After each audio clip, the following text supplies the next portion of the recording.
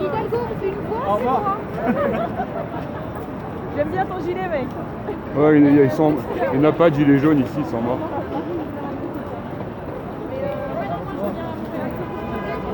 Donc voilà, aujourd'hui on est allé voter pour les élections de 2022 au Palais des Congrès de Montréal.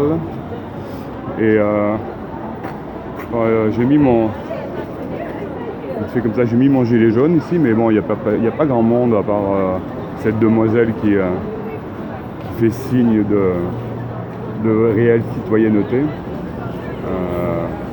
En dedans, pareil, il n'y a aucun, on va faire le tour un petit peu vite fait, là, mais en dedans il n'y a personne, c'est juste une belle chaîne de moutons qui vont voter pour une belle république franc-maçonne.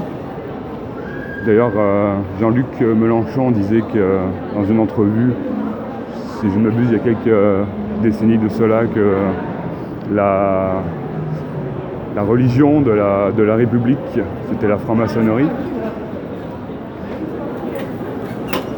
Là on rentre, on va faire un petit tour en dedans pour voir. Moi je suis allé voter déjà, donc je suis passé par tout ça. On va voir le magnifique palais avec tous ces gens qui sont, comment dirais-je, déconnectés, qui n'ont pas de conscience. Donc comme on dit à mon âme et conscience, se demander si après la question se pose, s'il y a une âme,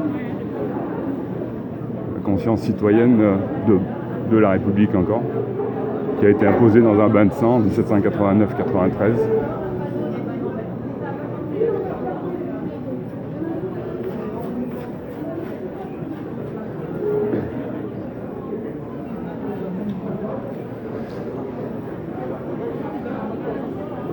Donc là il y a encore tout un amoncellement, c'est vraiment le... Moi personnellement je suis arrivé ici dans la file d'attente à 14h, je me suis inséré dans une file d'attente à 14h et j'ai fini il n'y a pas longtemps, je ne sais plus quelle heure il est, mais genre, ça a dû me prendre peut-être une heure je pense. Donc voilà. Puis les gens dès que tu croises leur regard, avec le masque jaune, les gilets jaunes, ils tournent le regard sans vouloir confronter, mais juste regarder cordialement les gens dans les yeux, ils détournent.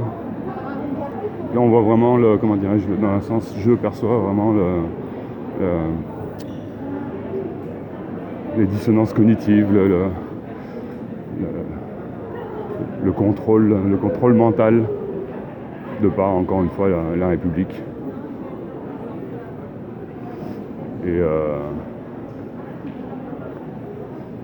Et voilà quoi, juste pour dire qu'il y a encore et toujours du vent. Donc comme disait mon roi del Latab, salam alaikum, dans une entrevue avec Chloé Framery du 8, donc je pense aujourd'hui, je suis un peu perdu les dates, j'ai une semaine de travail chargé. Et disait que les élections allaient être encore sûrement truquées pour que Macron passe, parce qu'ils ont besoin de lui pour la suite du plan. C'est le seul qui a vraiment prêté serment d'allégeance à cette démocratie représentative, dite plutocratie. Donc là je pensais que c'est fermé, je ne vais pas pousser. Et donc là voilà, après on monte, on va en haut, au 5e étage, patati patata. Donc voilà, je pense que je vais arrêter là ma vidéo, à moins que j'en prendrai une autre tout à l'heure, parce que j'ai vu des choses dans le métro au niveau du... moi je suis carrément, là c'est vraiment un amalgame avec des livres Invasion Los Angeles en français, film de 1986 où monsieur trouve une paire de lunettes et voit une paire de lunettes de soleil, il voit le monde tel qu'il est et les messages subliminaux qui apparaissent tels que. Et tantôt j'ai vu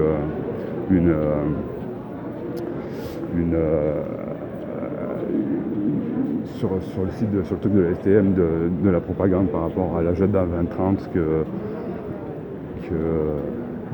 notre très chère mère Valérie Plante allait faire en sorte de pousser avec les fonds publics.